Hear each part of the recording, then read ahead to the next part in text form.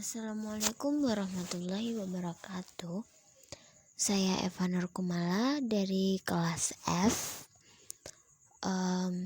Di sini saya akan menyampaikan mengenai tentang strategi pemulihan ekonomi pasca pandemi.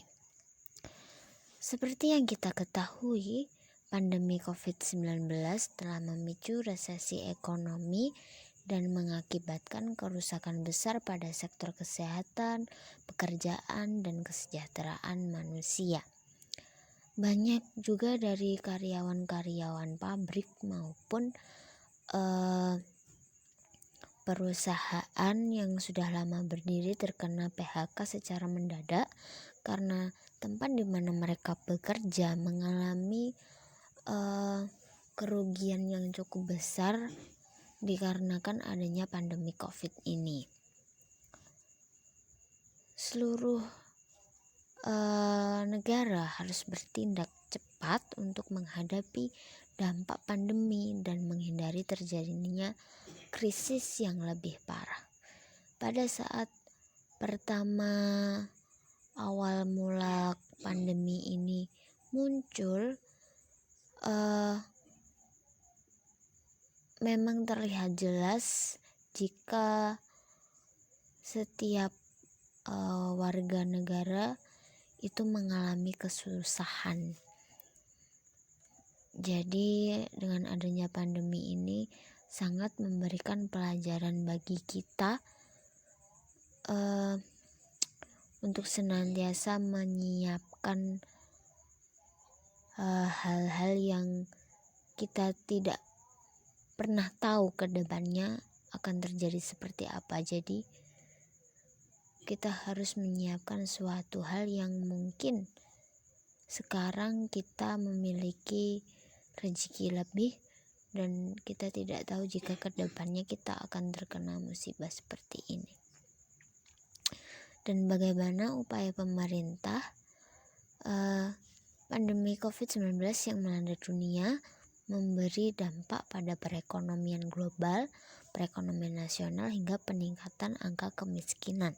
Hampir seluruh sektor perekonomian terpengaruh terhadap pandemi ini.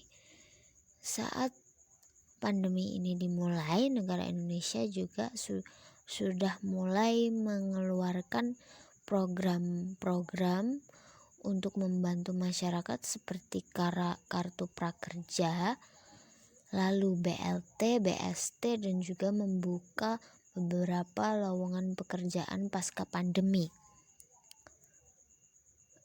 Berbagai daerah di Indonesia yang terkena dampak pandemi COVID bisa mendapatkan bantuan dari pemerintah seperti contoh yang sudah saya sebutkan.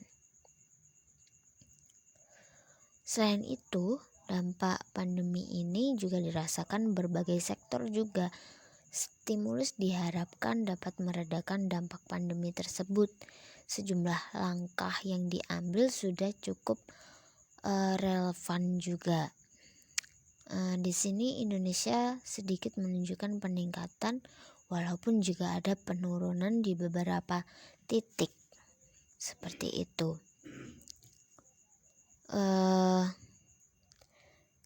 Sejumlah langkah selanjutnya perlu juga diambil untuk mewujudkan agenda pemulihan ekonomi berkelanjutan pasca pandemi. Di antaranya kita perlu menentukan sektor prioritas, juga mempromosikan pasar kerja lebih giat lagi, dan juga mengadakan manfaat bantuan tunai. Kita harus memanfaatkan bantuan itu dengan sebenar-benarnya dan juga memaksimalkan apa yang dipunya saat ini agar kita bisa lebih meningkatkan perekonomian untuk kedepannya. Saya rasa cukup sekian, dan apabila ada kurang lebihnya mohon maaf. sebesar-besarnya. Dan wassalamualaikum warahmatullahi wabarakatuh.